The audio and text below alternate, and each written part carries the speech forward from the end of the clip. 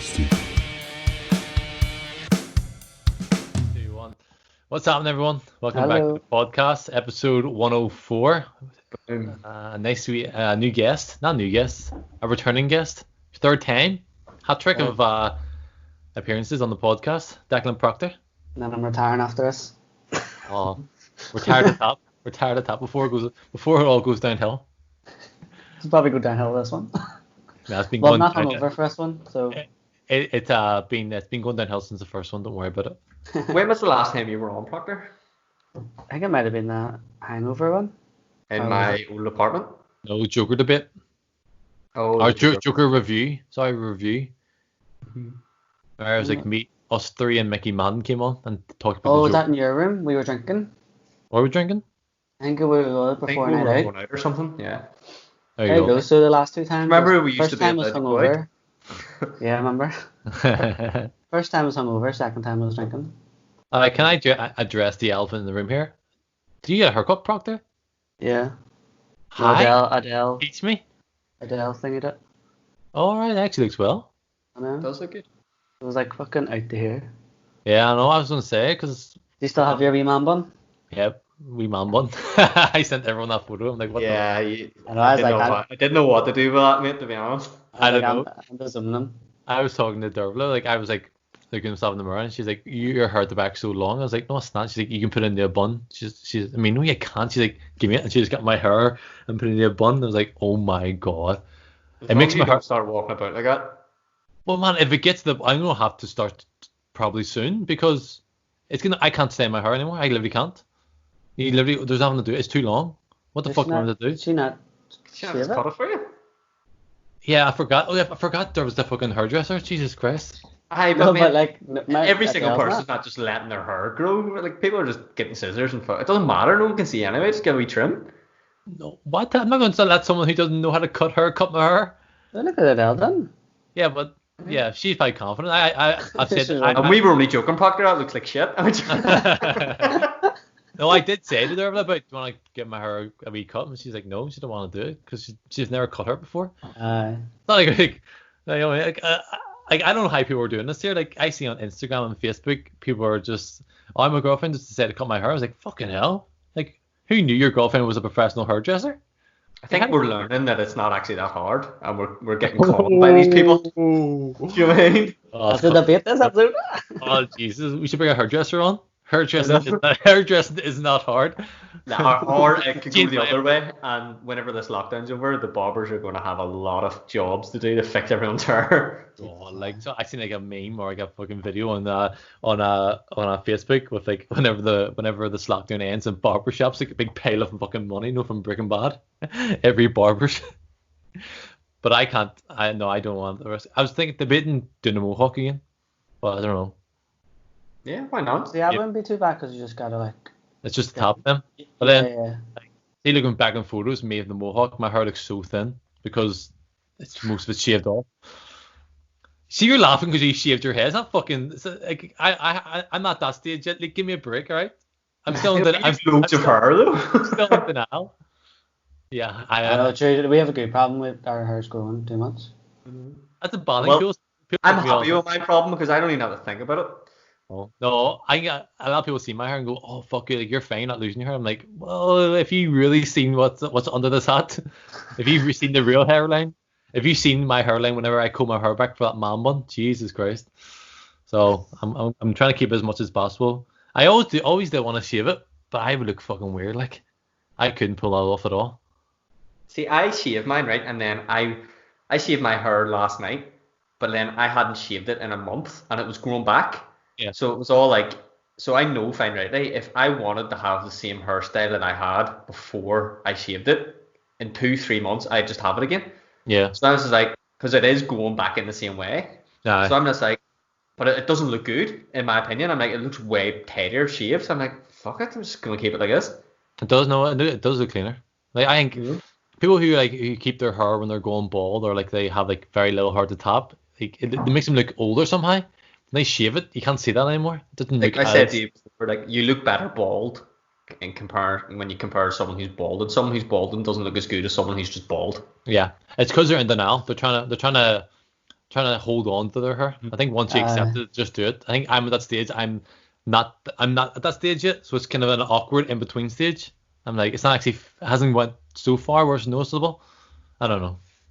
I'm happy enough. Mine's just grey as fuck. You probably never go bald, Proctor, would you? Oh, well, I don't know. My dad still has some hair. So Yeah, maybe, so you'd be fine, probably. Maybe fine. But Michael, he's more or less bald, like. Is he? Yeah, it is. Unless he just keeps it short. I thought he shaved his head. Yeah, maybe just keep shaving his head. Yeah. Anyway, so this podcast, I think it's sponsored by Head and Shoulders. It's fitting that we have a Liverpool fan on here because I think we do need to talk football because me and Stephen's been having this conversation for a while now. But people listening are probably only getting from a Man United point of view, and we do try not to be biased. But obviously, being United fans, we are obviously biased towards United, and like we're happy enough the season gets void. Like, but obviously from a Liverpool point of view, you just don't want that. So, what's your take on the season anyway? Do you think there's an actual conclusion? Can we get to a conclusion? Well, I mean, I think the way they're going to do it is to play the matches. I don't think it's an option for them to just kind of cancel the league for whatever reason. Do you think that's fair? I mean, obviously for a Liverpool fan, it's not fair because, I mean, we're so far ahead points-wise. And then obviously for the relegation battle, like it is tight down there. Yeah. So it's kind of like, if they do it, whoever's there now goes down, then it's not really fair because they're only like a couple of points off. They're only a win away from surviving. I mean, Jimmy Carragher made a good point actually a few months ago, or before this, like when this just all happened. Like Liverpool, the decision for Liverpool to win the league is the easiest decision because everyone knows that's going to happen. Like there's no two ways about it. They can't not give Liverpool a title.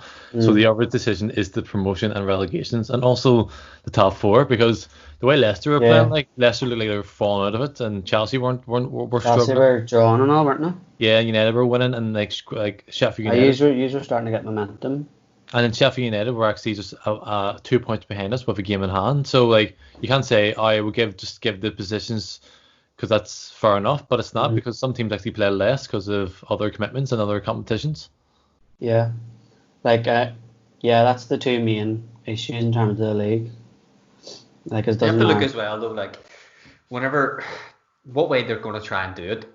It's going to be unfair somehow. So if they're going to play in neutral stadiums, it's unfair for people in the bottom half of the league because those smaller teams, they only stay up over home form. Brighton only stay in the Premier League for the points that they get at home.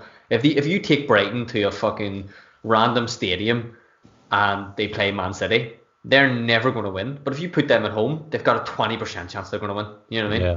So it's going to be unfair somewhere. And I think Liverpool fans, I think they think that every single person who's saying void the league are just doing it because it'd be funny against Liverpool. Do you know what I mean? Which is not the case. Like I'm a United fan and I think we should just scrap this. But that's not. I'm not saying that because Liverpool are top of the league. But it's hard to come across. There must be a wee bit of there must be like a small percentage there. But I think if City were so far ahead or United were so far ahead in the top of the league, it wouldn't be as much of a debate. It's because it's Liverpool and it's their first time ever. That's so wild. Probably, yeah. You know what I mean? But where does this whole neutral venue thing come from? Like, how does that benefit anyone? Like, how's that? I don't get what that means. Like, what's the difference of like Newcastle playing at home compared to Newcastle playing in the Villa Stadium? Like, what's the difference? I guess it's for fans. So if you're Newcastle, maybe fans gathering outside or something. They'll gather outside their stadium. Yeah. Like if Liverpool win their league at Anfield, you're not telling me that all their fans are not going to flock out at Anfield. Of course they are. But I think that's where like the government need to have a stronger opinion or stronger strategy on the lockdown. Like we've always seen the last few weeks, Boris Johnson being typical Boris Johnson, being an absolute twat and saying, "Well, lockdown's kind of lifted, but it's not lifted, so you can go outside, but don't go outside. Stay alert, but stay inside." It's like, wait, what? Yeah, poor people go to work, rich people and middle class people stay at home. You know what I mean? So it's like I think it all comes down, all filters down. It needs to start somewhere. I think the government are setting the precedent for like no one knows what to do. Like look at Germany, look how efficient they were closing their borders, look how efficient they were of treating and testing people, look how efficient they were of getting the football back. I'm not saying football isn't, to be honest. For me, football is secondary. It's all about people and what people need. what we need now is stronger leadership. That's what I mean. Like the for government. us, wanting the football continues like a first world problem. Yeah, 100%. Yeah. And I think what we need now is stronger leadership from the government and also stronger testing. Like why aren't people getting tested? And then we can isolate them cases there. But they're not testing people, so people who have it and don't have symptoms are walking around thinking they don't have it. You know what I mean? There needs to be a way forward in that way. And I think that'll eventually filter down the football and at the point where football can come back, maybe behind closed doors, maybe with smaller fans, but it will. But we can't jump these stages. We're jumping down. We're like, okay, government are kind of fucking up. Well, can football come back? It's like, what? Yeah, What? as soon as lockdown happened, it was straight away. This guy's watch was like, right, when can football start? It's like first world problems, like priorities, like people's lives are at risk here. Like, And I think Yeah. we probably need to accept that the way things are going to go, like they mightn't ever be the same again. You know what I mean? So like social distancing is probably always going to be here. Like they're never going to have a cure to this. Like they've never cured a coronavirus. They might get a vaccine and a treatment, but it's always going to be a disease that lingers about. So it's like there's going to have to be adjustments probably for who God knows how when on how we live our lives in bars and cinemas and restaurants. There's always going to be an element of social distancing. So like football is going to have to adapt to that. It's like in my head I think next season we'll be fine. We won't be. Like No. like football's not going to be the same now. We're not going to get back to 80,000 people in Old Trafford for I don't know how long. I disagree. To be fair, I do think it'll eventually go back, and not because it'll be cured, but I think just like people would want normality back, so they're gonna let it happen eventually. And I think there will be a vaccine eventually, the same way there's a vaccine for every flu. The way I know flu adapts every year and it changes. That's why there's like a flu jab every year, every other season. I think that's what happened with this. It'll just be part of that. Is it going to happen next year, 3 years, 5 years? Probably not. But I think 10 years time, it's going to be back the way it was. And the way it was like during any pandemic or any sort of like smallpox. I know we're years ago, like, but like that same situation. I'm sure the same conversations were still happening about like not by social distancing, probably in a different form. But then eventually people just kind of move on, and then when that case or that pandemic becomes like so small and insignificant, people just go back to normal.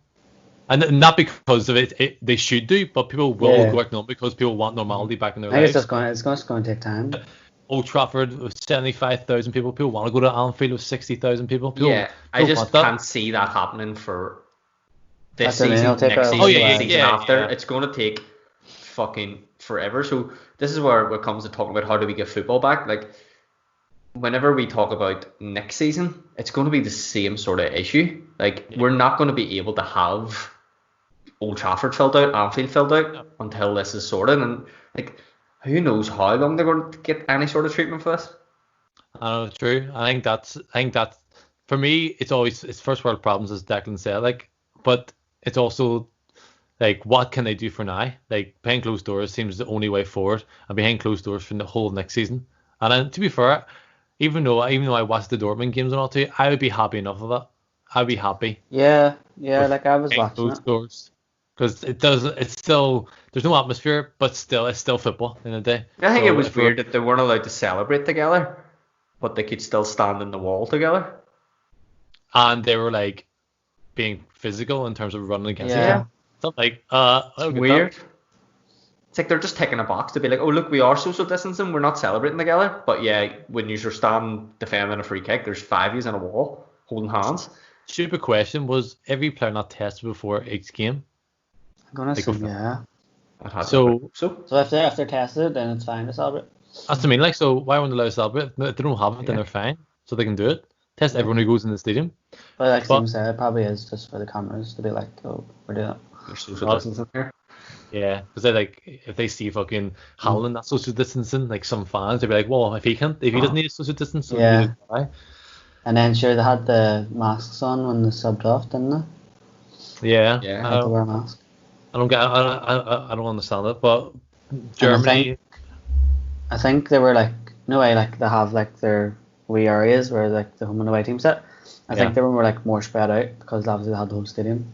I've seen it there. I know that made sense because but if they don't have it, then what's the point? Like, it's not okay. You know what I mean? There is a way of containing this here, because, like, for example, look at Donald Trump. Every person Donald Trump meets or is in contact with has to be tested beforehand, and if they're positive, they have symptoms, they have to isolate for 2 weeks or whatever it was, for a few weeks. That's the way of doing it. But that's the way of doing it. Like, we're like, oh, how can we contain this here? Well, when the president's meeting people, he's able to test people beforehand. So why can't they just do it for everyone else? Well, what about this contact tracing app? We're not important. What's that? Putting out? So they're trialing an app on the Isle of Wight at the minute, and it's probably going to come over to the UK as well. It's fucking freaky. Have you heard that, Proctor? Yeah, I think I did. Yeah, I heard that this morning. So it's like you download this app, and then it can tell you who in your area, like who has it, who's shown that if you've got it, you get recorded on the app. So you're able to check on your phone who's around you. But I'm like, this is so fucking bad. Like, it's like this app can track everywhere you go in your daily life, and it's reported into the government. Yeah, but that's assuming like people are gonna register. Like, if someone has it, say I have it, like, am I gonna be like, oh shit, I'm gonna say I have it out there? Do you know what I mean? Like, some people might be like, it's even symptoms. It's like if you've got symptoms of it, you like record it on the app. And then people in your surrounding area, they can see where you've been recently. Well, this person's went to the shop. I can't go to, you know what I mean? Yeah. And like, it's called the contact tracing app, which is like, it's getting pushed through all these governments. Like, yeah, this is great. And I'm like, on the face of it, yeah, that could be used to control it. But you're like, fuck me. So I'm now have an app on my phone. Everything. It records every place I ever go to. I'm like, when do they take that away? But how do they know where you go? GPS tracks you on your phone. You just don't bring your phone out. Yeah, but then that's not the point. Like, if you don't, yeah, absolutely. But then that's not effective for the virus. If you just, that's what I mean. But if you have symptoms, if you have the virus, then obviously you can't go out. But the fear is the government make this app mandatory. Then it's like, because you'll see it, you know, it'll be like fucking use the app, contact tracing app, and I'm like, that's fair enough, like, if for the virus, but when does that come away? Like, if you take control of people, like, when do you give it back? Like, whenever, you know, 2 years, if we seem fine, do they go, right, no longer use this app? Or do they go, do you know what, this app's actually useful for other things? If a crime was committed in a certain area, I can tell exactly how many people have been anywhere near this bar or wherever. I'm like, just bring them all in for questioning. It's great for, like, a policing tool. And you're like, right, but whenever am I going to get any sort of free liberty back? Well, Stephen, they have it already. Like, so if you are a victim, or if you're getting a question about a time, they can use your phone, your GPS, to see where you were. That's done already. That's not a new thing. But you can also not have GPS on your phone. You can just disable it. They'll be able to track it regardless based on like the signal. Probably like yeah. Do you think that you can just turn your GPS off your phone? They can not track you. They're always going to track you. Yeah, so it's been happening. But I don't think do you think at the minute, if there's a crime committed in an area, that they're going through everyone's GPS to see who's done that? That's not how the police solve crimes. Well, they're probably like a signal. But if you're, your signal bounces off certain towers. So if you get arrested because someone saw you there, you're like, oh, I wasn't there. They're allowed to look at your GPS location, and they're allowed to look at your signal, and what tower it bounced off, and how close you were to that actual place. They can do that. That's been doing for the last 10+ years now. It's getting more efficient. I've never heard of a case of like a murder inquiry and someone was like, I wasn't in that area, and they went, well, actually, the signal of the tower meant you were. I've never heard that before. Really? What's like a bunch Have you ever heard of someone getting convicted for? No, you can't. You can't be because you can't be convicted because you can't be convicted of being in an area. Even if someone gets stabbed beside you and you walk past and someone sees you, you can't get prosecuted for that there because there's no weapon, there's no actual hard evidence. But would you be for like a contract tracing app? They have it already. They do it anyway. No, I'm not for it. That's what they can spy on us now. They hear everything we say. I know everything we say because we post it. But like they use their microphones on our phones to hear everything we say. Everything gets recorded and put into the database. You know, there's no secrecy anymore. If you have an iPhone, if you have any sort of computer that connects to the internet, you are getting recorded every day, every minute of every day. That's the sad thing, and that's what Snowden was trying to say to us. That's what Ed Snowden came out and said. Like, they are recording you, and it's okay. It's against the law, but they're doing it anyway. And people are like, oh well, it helps against terrorists. I was like, all right, but it's our privacy though. This is happening. But ISIS though. But ISIS. You know, they may come to Belfast and hit me. I'm not for it. Sorry, to answer your question, Stephen. No, I'm not for it, but you know, it's happening anyway. Like, You know what I mean? I don't think this new app's going to change it. I don't think it's going to be the exact same thing. I think they can do what they want. Basically, it's the sad thing. There's no technology must already be there for them to use it. Do you know what I mean? Yeah.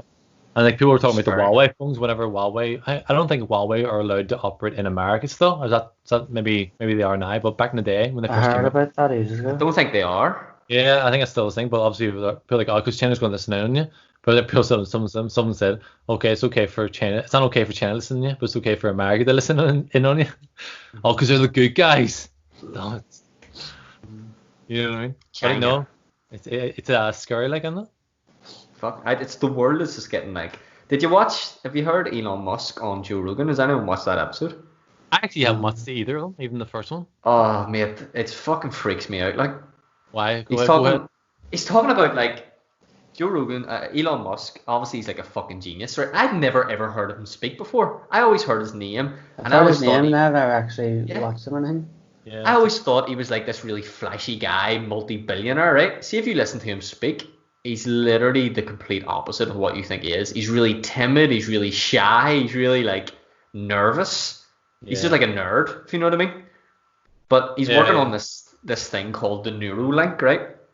Which is a chip that they put in your brain, right? And the whole purpose of it is for like, so say you have like a brain injury, say you can't see or you can't walk, like the purpose of the chip is to try and cure like the brain waves that's affecting your ability to do these things. And he's like talking about how in 5 to 10 years we may be able to give sight back to people, hearing back to people being able to walk. Like, it's just advanced technology.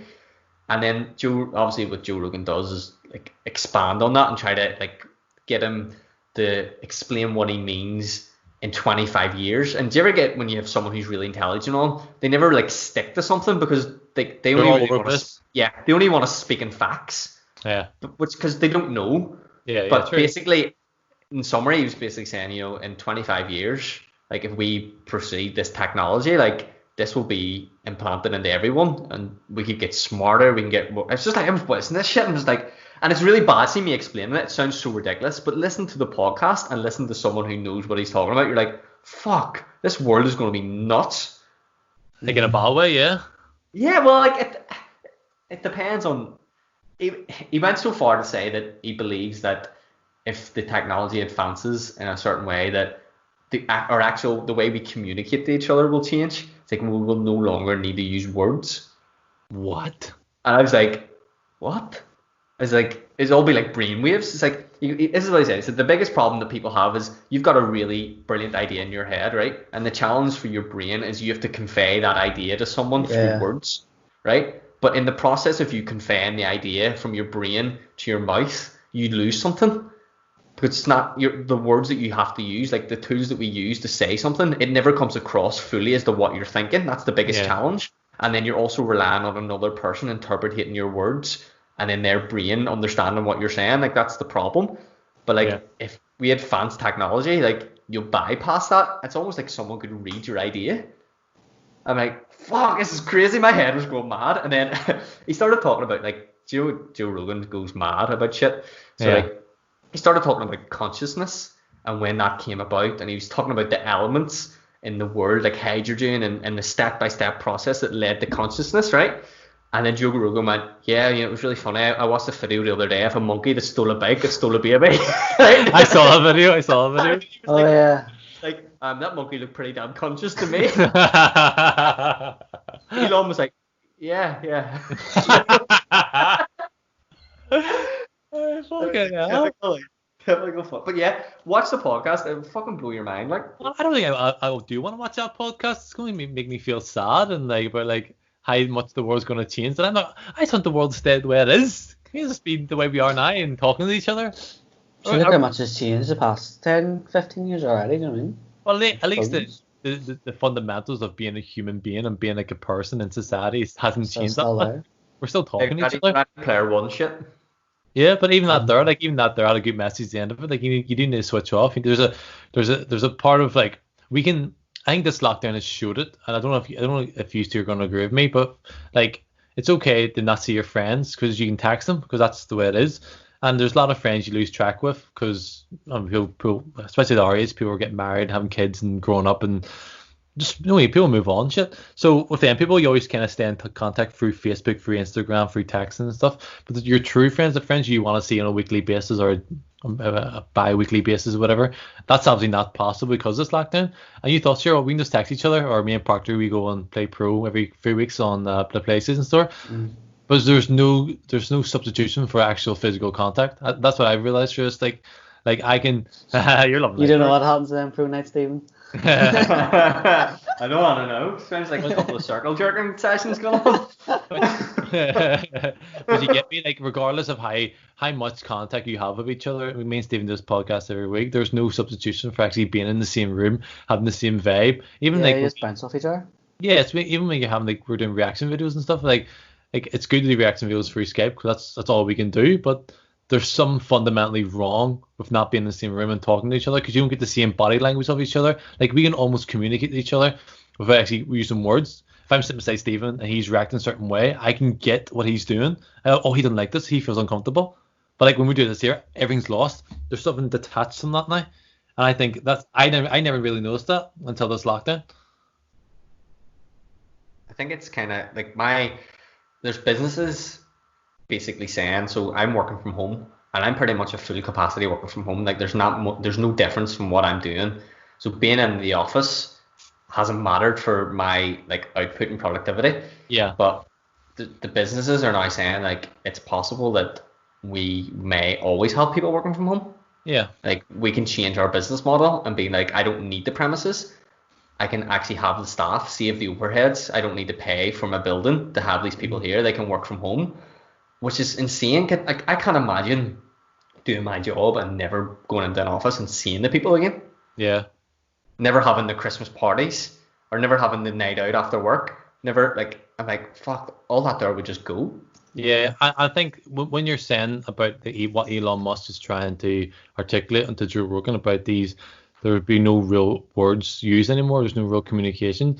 I think that's something maybe futuristic beyond description, but I don't think the human race and people will ever allow it to happen because I think actual physical interaction and physical communication to people is something that what separates us from animals because we can. Yeah. There's some sort of attachment we have with another human being, regardless if you know him for 10 seconds or 10 years. I think that's what makes us. That's what I love about society. Like you watching videos and like TV shows, like just walking in a bar. I know being said you want walking in the bar, whatever. You walk in a bar, like that interaction where everyone's in a bar, even though you're not communicating to each other, you're on the same wavelength. You're on the same. I think that's for me. That's what's missing during this lockdown. It's weak things out there. You don't really scary, like. But that's why I don't think Elon Musk was I think that could ever come to fruition in a grand scheme. Like no one talked to each other anymore. I don't think that could ever happen. But also he knows more than me. Yeah, but it's also it's not communication isn't disappearing. Like people are still communicating, but they're just not using these sounds that we've invented to communicate. They're using brainwaves. They're using different types of communication. So you're still having interaction with each other, but you're just not using your mouth. And you think like look at the technology that we didn't have and now have, and we don't even notice what's changed. Like our phone, like we can get food in 2 seconds. You can get a date in 2 seconds. You just need to flick. Like you don't need the actual communication, the social skills. No, but like, do you understand what I'm saying? Like the social skills that you needed to like nervously chat up a woman, the social skills that you needed to order fucking go into the pizza shop and get the pizza and like, can I have this and this? We're not using them anymore. Like we're literally using everything off a phone, and that's only a change in 10 to 15 years. I'm like, in another 20 to 30 to 40 to 50 years, like what will have changed? Like if we're it's always been like that though, hasn't it? Yeah. But that's why I disagree because I think the people who go on Tinder and get dates and don't socialize the way the old school way. Not saying that they don't have the capacity to do it, they probably do, but it's more laziness and stuff and the convenience of going on Tinder and getting a date rather than actually going to the bar and spending money. But I think there's no replacement for that there. You can have a stronger relationship with someone you meet in a bar or meet in a gym. I'm not disagreeing. You said I agree. I'm not saying that you don't, but the fact is a lot of people are now even like do you remember that video we watched about the phone and the guy was saying he spoke to people who like just graduated, got their first job, and after 3 months, you ask them how's it going. He's like, oh, I want to leave. I'm not really achieving anything. And it's like, but you've only been here 3 months. But that's people who have grew up in a society who get everything they want all the time. Yeah. So they don't realize that you need to build something. And I'm like, that's a big thing for them. But that's what I mean. That's what I mean. Like right now, we think we want everything instantly.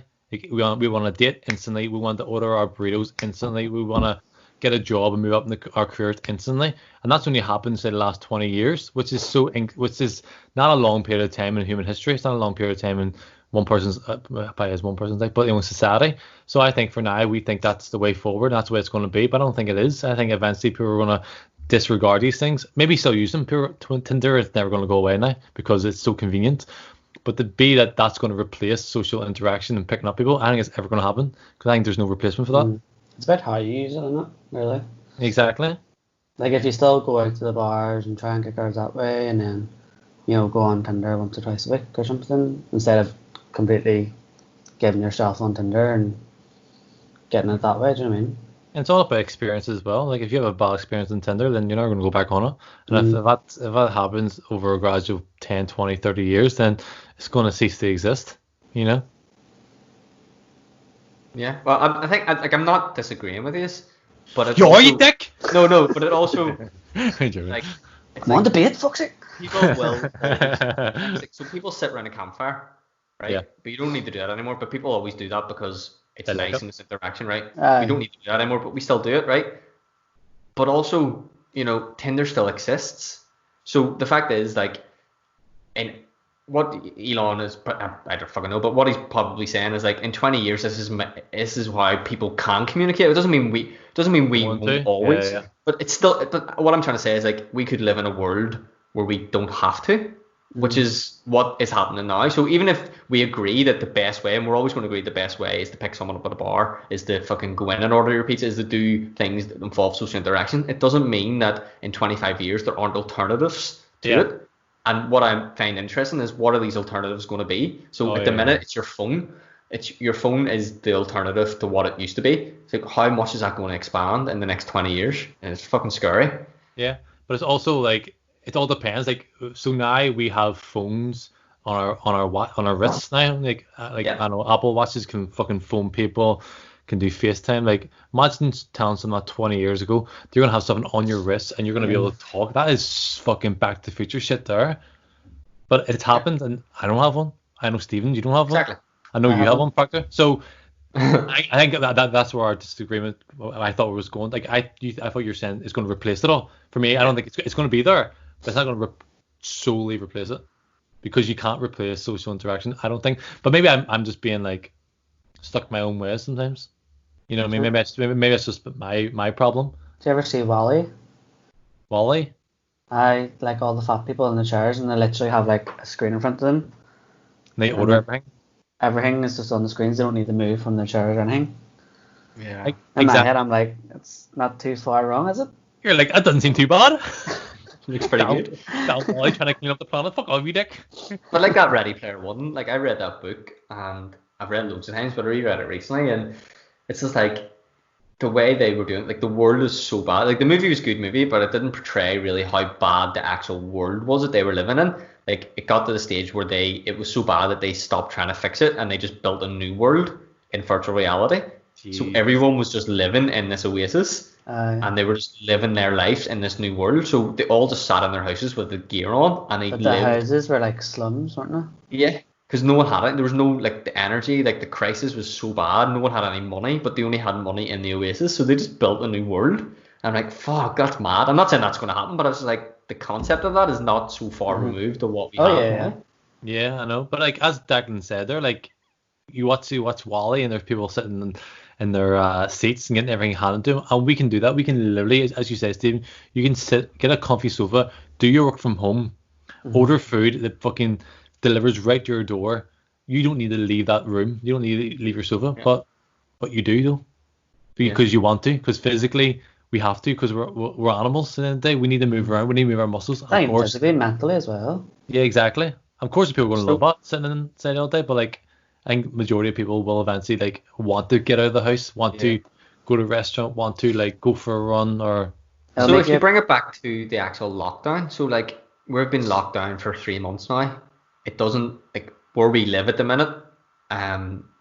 We haven't changed any. I know the actual England have changed a bit of the lockdown, but we haven't, right? Yeah. So like how long are we prepared to wait? So say the government goes, you know what, you need to lock down for the next year. Like how long do we go, do you know what? I don't want to lock down for another year. Like Yeah. this is insane. This is driving me like the causation of that is having a worse effect than the virus. Like for people's mental health, for people's happiness, for all the things that we just talked about going outside. So how long does it get to the stage where we, even us who are for the lockdown, go, do you know what? I'm protesting against this. See, like I think that's why they're doing it like 2 weeks and 3 weeks at a time. Because if they had a turnaround and start, it's going to be like, yeah, it's going to be 6 months. Then people will be like, no. Yeah, maybe that's right. That's a good point actually, apparently. I 100% agree with you.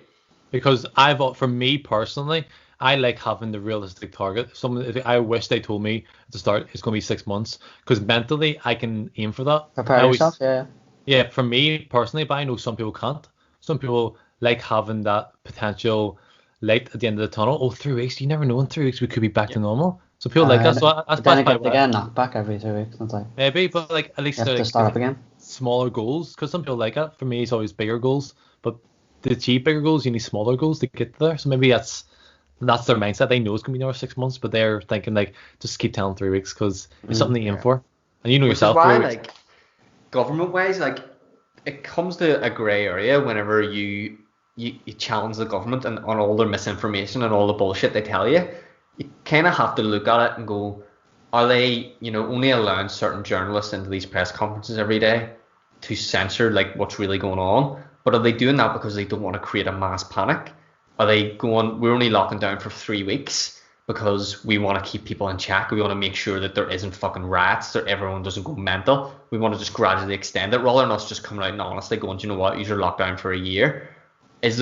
Are they then right to go, I can't have someone in this press conference challenging every single thing that I say, which then makes everyone who's watching it at home go, this government has no idea what they're doing. We shouldn't even be in lockdown. And then it's fucking chaos. So there's a fine area, because I've always been like, why the fuck is this government not actually allowing certain people into these press conferences to challenge them properly? But they're also trying to balance a public mood at the same time, because if they're called out on all their bullshit, which a lot of people can see through, but a lot of people can't, it's like, is that for the greater good? Because they also need the people to stay in their house and not to go out and protest and fucking riot. But if you have someone in just slamming every single thing that they say, it's going to make me go, fuck this shit. So it's I'm like all over the place with it. I'm like, what way do you do this? How do you manage this? Because you're trying to manage people's thoughts, basically. You're still doing shit with one journalist. But I think it's all about challenging it. I think you need to challenge it. I think if someone really believes that this COVID-19 isn't really a pandemic, which we actually got one of our comments, which I thought was ludicrous. Someone I described it as a pandemic, and someone says it's not a pandemic. That just shows you how. They just said that just shows you how much you know if you call it a pandemic. But I'm not getting into that there. But for that there, like for me, I just said I messaged Stephen privately. I can't argue this here because one, I could be annoyed. Secondly, I could not have been like, I don't have time to try to prove to him that this is a pandemic. But if you're government officials, if you're elected officials, that is your job. And I think if you suppress people's the other side, people who don't believe it's a pandemic, then that's going to grow, and people are going to believe out there, and then they have ammunition to say, oh, like they're suppressing my opinions, they're not letting me join in whenever they're doing a debate or whatever. Like that'll grow. But if you challenge it, you put it down instantly, then a lot of people who are on the fence will go, oh fuck yeah, that person got destroyed in this debate. Okay, by the way, you know what I mean? Like if there's, say, I know a journalist obviously has some good questions and they ask him, and then sometimes they might actually answer them well, and then you'd be like, oh, right, okay, I understand your reason. Do you know what I mean? Yeah, it's always good. Sometimes it puts you at ease, and then if they don't do it, well, like it's no harm. Do you know what I mean? That's what they're there for. But regardless of what all our opinions are, we're all gonna have different opinions. I didn't know we're all agree on the lockdown, but I'm sure we all differ in terms of like the degree of it and all too, and the end goal. So even though we're closely aligned on our political views and stuff and our social views, we disagree. So you can't just like lie to the public and say, well, there's some people who are gonna freak out because of us here. a lot of people are going to freak out, but a lot of people are going to actually benefit from actually knowing there's going to be 6 months. So I think it's honesty. Sorry, go ahead, Tim. So what if you had the situation? Well, no one knows, right? But I'm just going to be far-fetched for the sake of the podcast, right? So what if the government, right? The government already know, right? What if they've had meetings? They've had meetings with all the top scientists, and they know that we need to lock this country down for 2 full years, and we're not going to get a vaccine for 2 years, right? Can the government really come out and tell the people, guys, 2 years, you can't do anything, you can't do this, you can't do that, you can't do that for 2 full years? Is that the right way to go about it? I'm just trying to think from a strategic point of view. Is that the right way for the government to be open and honest and tell every single person in the country that they can't leave their house for 2 years other than for 1 walk a day? Or do the government have a responsibility to manage that message through, as Proctor said, by drip feeding certain information, by saying, we will review this at every month, every 2 months, because that's not being honest, because they know finally we can't do anything for 2 years.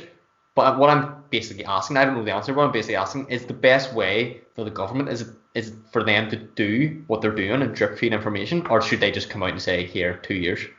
I think it goes down. Go ahead, Proctor. I would rather know. Yeah. Just so then you can prepare yourself mentally. But and then you kind of get used to the idea instantly, do you know what I mean? Instead of every month or two, it's like, right, okay, I wonder, they might ease something up, and then they're like, no, it's the same thing for another 2 months. It's like, But I think that actually this goes down to the fundamental of trust.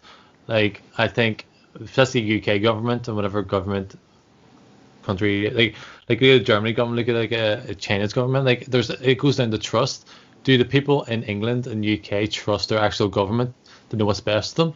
They go to war whenever they want. They don't ask people's opinions. They suppress people who is the popular vote during elections. They feed you propaganda news. They don't talk about what's actually going on in the world. So there's an element of distrust among people. I'm talking about UK for now. Mm-hmm. So I'm not going to be political. UK people from the UK don't trust the UK government, and that's a fact. No one trusts Boris Johnson. No one trusts Theresa May. That's our thing. Obviously we don't, but then, I think there's still lots of people who are all for him. Do you know what I mean? Oh, there is. No, I'm not saying people aren't for Boris Johnson because he won the election, so they can't. I'm not disputing that. But there's a difference of voting for someone and trusting someone, and I think the level of trust that people have in UK for their government is so minimal. I think that's what it goes down to. So if you distrust your government for the last 20 years since the Iraq War or War of Afghanistan, you're not going to trust them during the COVID-19. And if you don't believe that they have the actual policies to actually help the people during any sort of situation, you're not going to think they're going to have the best policies to help the people during the COVID-19 situation. So if they can't manage the government and society before this happened, what trust do you have in them managing it during this problem? I think that's the issue. And I think a lot of people don't trust them. But you got Germany, the way German government came out and said, okay, we're going to do a lockdown straight away, and they did it in February or something like that, so about over a month before the UK. They got it early. That's why the numbers have kind of. And what happened? People reacted straight away. Okay, no problem. But when the UK said we're going to go to lockdown, a lot of people, I'm not going to lockdown, because distrust. They don't trust them. I can't blame them. I still think there's a lot of people, especially over in England, completely trust him.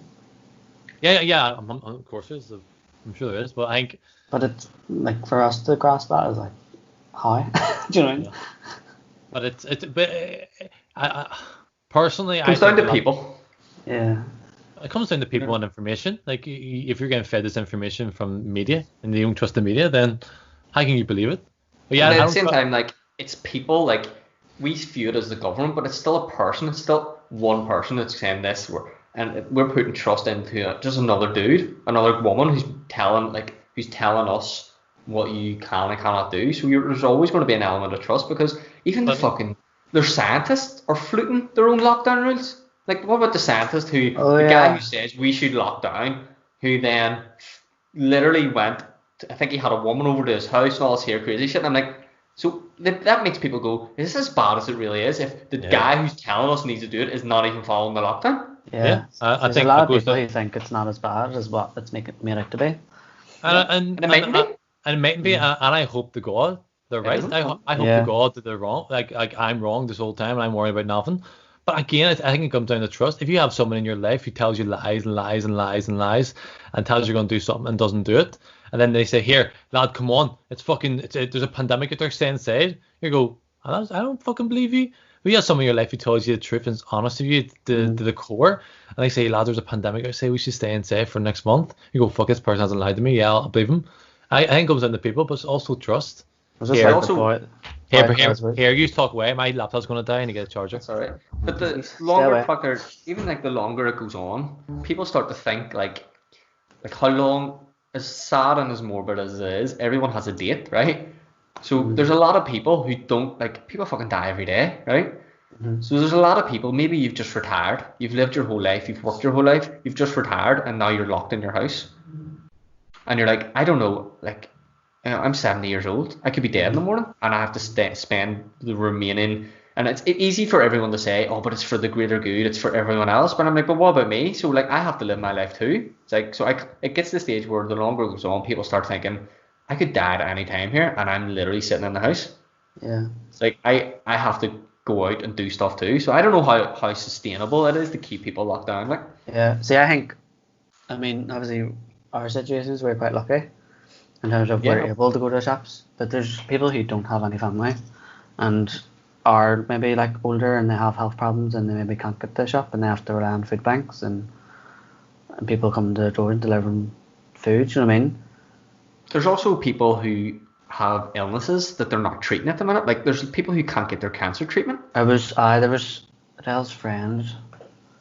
She knew years ago she had cancer, or she has cancer, and it was like her treatment was about to start, but then the government went to lockdown. She was about to get like a surgery or something, and then the government went to lockdown. They were like, we're not giving you the surgery. And then she went to the UTV or something, or the radio or something, and then the next day they were like, right, okay, we'll do this. Yeah, there's countless stories that you're hearing all the time where people who have these like horrendous illnesses and the hospitals aren't seeing them because the focus is on this virus, and it's like, when does the cure for this virus become worse for the people? You know what I mean? Jesus. There's your man back. Fuck's sake. Can we get rid of him? I'll piss him. No, don't piss me. I have nothing to do. I'm on furlough. I don't know what to do. I'm bored. Pro. The PlayStation gets me through night times, like. I know. I played. I told you what happened when Uncharted, didn't I? Oh, have you completed the first one? Yeah. So I'll tell Stephen here. I was playing Uncharted. I know there's different difficulties. So I always just go for normal. So I played the whole game. It's on the last level because it's at 98%. But I was just Dervla was studying and I was getting flustered. For fuck's sake, I'll just switch it to easy mode and just finish it off and clear it. I finished it and I came out. You cleared Uncharted in easy mode. I'm like, wait, what? What do you mean? I fucking cleared in normal. I'll just redo the mission again in normal mode. You can't redo the mission. What's up on my you go to my PlayStation store? I got a trophy for clearing it in easy mode. I'm like, I didn't. Fuck off! I'm so fucking flustered. Like, what was the point? Is that the one you fight the guy and it's like burning fire around you? It's on the boat. Yeah. Yeah. And the helicopter crash and all too. I died a couple of times with that one, but I was just. It's not that hard. It's just about timing, I think. Yeah, you just need to be patient as well. I was just like, I wanted this to be done with this here because I was so close to the end. I'm like, for fuck's sake, that pissed me off. So my next one, I'm going to do it in easy mode. The last level switches to hard. I go clear in hard mode. But yeah, I never cracked Kieran he's still getting through that Jedi Fallen Order. I see on the PlayStation. I lent him it. Do you know where he is in it? He's just past. He's on Darth right now. No, yeah. No, he just got there. No, you can go dark and straight away. But I don't know. Stupid. Yeah, but you can't go. Yeah, can't go past a certain mission, part of it, because you need a jump. So I think he's done all the rest. He's back there now. I went on Darth straight away and thought this is the hardest game I've ever played in my life. I was like, I fucking hate this game. What the hell? Am I just shit at games? And I realized I don't have any like abilities to beat these guys. Yeah, no skill. Go there. So but it also meant that I get the double lightsaber like in my first like half an hour playing the game. Same here. And then I didn't realize that this was like a big thing that people were making YouTube videos on. You need to find. I'm like, what? I got this easy. It's easy. I know my brother was trying to tell me the secret way of getting it on like the third planet. I'm like, I got it already. But see, the way I done it was, I heard about that way and I was like, fuck no, I can't go to Dathomir, Jesus. And then I was like, is there any other way in it? And then, so the first level, the first planet, Bogano, I think it's called. Basically, like, when you go to the next planet after that, you can go back to Bogano.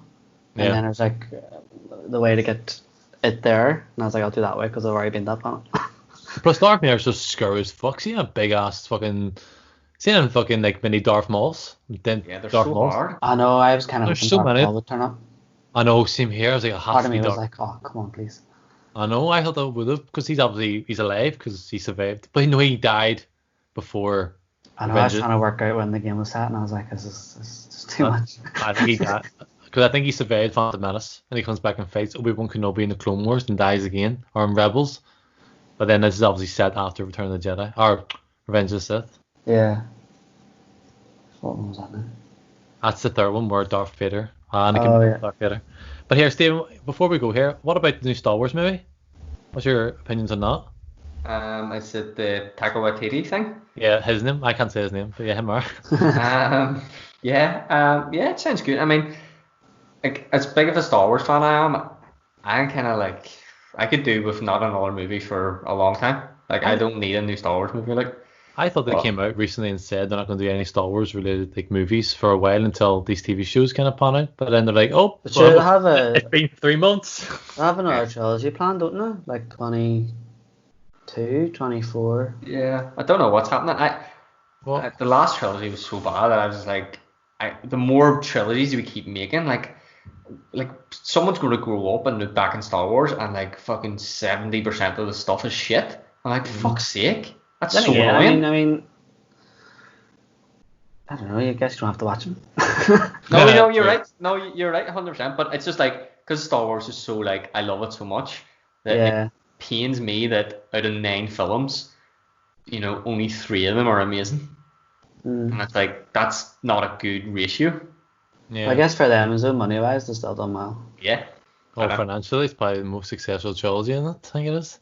Yeah, I guess film or cinema wouldn't have been that big back then. Yeah. Money-wise. Even taking in inflation, it still makes so much more money than the actual original trilogy, which is crazy when you think about it. I think Star Wars, as much as I still enjoy the new trilogy, it's almost becoming a parody of itself now, rather than actually becoming like setting the standards, just setting the bar high for movies. It's just like every movie have the same thing, have a new character and have a new merchandise opportunity, have a new cute teddy bear or fucking droid, have one kind of bad guy, but just kind of almost milk it. And it's what people slagged off like Return of the Jedi for, even though I don't think it was that bad. You compare it to what they're doing now, it's like, oh, like the storyline's almost secondary now. Like, I think for me, that's always my problem with Marvel movies is like make it look good, make it a decent level of like standard, but also if the storyline's bad, that's fine. That's what my problem with all the Marvel movies was, apart from probably the latter ones. I think they're really good, especially with the Russo brothers. They made it really good. But apart from that, their storylines for the majority of my fault were very pure. I thought like sorry, Park, go ahead. Well, maybe I know what I'm saying. Maybe like the next trilogy or whatever. Like I can't imagine they're going to go back to the old Skywalker saga thing. So it's going to be like completely new. Do you know what I mean? Like, take it 1,000 years before. Take it fucking. A lot of people say that back to like who'd you call that guy? Darth Raven. Take it somewhere. Bring us Old Republic shit. Yeah, bring us some stuff that's brand new. Like to me, like even The Force Awakens, like I enjoyed that movie, but how can I rewatch that now and get any sort of enjoyment out of it, knowing where the story goes? I'm like, what's the point? It's like, imagine The Fellowship of the Rings is one of my favorite movies. It's fucking amazing. But if the next 2 movies sucked, you wouldn't want to watch it. You'd be like, well, what? I'm not going to get any conclusion or satisfaction out of it because I know the next 2 movies suck. It's kind of like when I watch Lord of the Rings, I kind of like go, when they talk about like obviously Bilbo Baggins is like a life. All I think about is the Hobbit movies. And they weren't good either. They were shocking. I'm like, oh my god, I don't want like the difference in them movies is polar opposites. But it shows you it can happen to anyone. Like Star Wars fucked up and did some bad Harry mistakes. Potter as well. Yeah, Harry Potter. Like Fantastic Beasts. yeah, Shite. and I'm not a big fan of Harry Potter, so I'll say from like fucking the was it what do you call it again? We call it the fourth one again. Goblet of Fire. Goblet of Fire, like, which I thought was amazing. I think it went downhill quick after it. I almost fell off a cliff. That's personal opinion aside. But like you look at Peter Jackson, he made both Hobbit and Lord of the Rings within a small period of time. There wasn't much between them, like in terms of like less than a decade, and they look so bad. You know what I mean? Like so, anyone can fuck it up. You know what I mean? It's crazy because if someone told you once Return of the King came out here in a few years' time, he's going to do a trilogy based on The Hobbit, everyone would be like, take my money, take my fucking money. I want to see this. And then what happens? You're like, what happened? Like, how did you fuck this up so much? You know what I mean? Yeah. But for me, it doesn't need to fuck it up. Like, the Disney trilogy doesn't need to fuck up the original trilogy in Star Wars. Still there. Yeah, a lot of people just disregard that one. Do you know what I mean? But then a lot of people believe it's just fan fiction. Yeah, a lot of people didn't like the prequels, didn't they? When they came out. Yeah, they were rarely hated. But I think a lot of people have a newfound appreciation for them. Mm-hmm. Because of new trilogy, people like that, people like the prequels more now, which maybe suffer debate. But it's also like anything. It's go ahead, Tim. I would agree, actually. I don't like the prequels or the new trilogy, but I got more out of the prequels than this pile of shit. Like, is that because of nostalgia? Because you're a kid? No, well, because at least it had like a satisfying conclusion. Yeah. You know what I mean? Maybe, yeah. That's it. But maybe there'd be like obviously loads of kids who've watched this, like Force Awakens and all that, Maybe. and then that's got them into it, and they're like, oh, it's really good. Do you know what I mean? True. Yeah. I'm sure there's a dad who brought his kid to see A New Hope when it first came out, and went to his mates in the bar and said, "I seen the biggest pile of shit. I seen this movie called Star Wars with Mark Hamill and Harrison Ford. Who the fuck are these people?" You know what I mean? Okay. And they all probably ridiculed it, but all them kids who watched that trilogy grew up. And then in the 90s they had kids and they brought their kids, and then this. And then they were like, oh, that's not great. But I agree with everything you're saying. Yeah. But I think we can all agree that A New Hope is, even nostalgia aside, if you can take yourself out of it, it's still a really well-made movie. I can say, yeah, but I've had arguments with people before who say it's not. Who say storyline, it's basic, dialogue is horrible. Well, I'm like, what? You know what I mean? Like I've had. Yeah, but then you have to put yourself in the mindset of when it was made and what technology there was, and then obviously the budget for it and stuff, because it was like the first movie, wasn't it? Yeah, and I watched North by Northwest the other day, which is a classic. I think got 99% Rotten Tomatoes.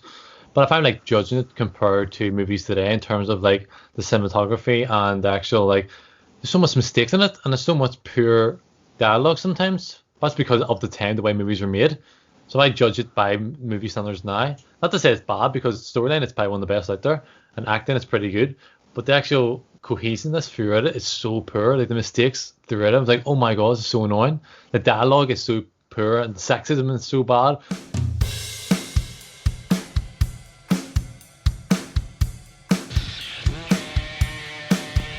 You are now listening to MCPodcasting.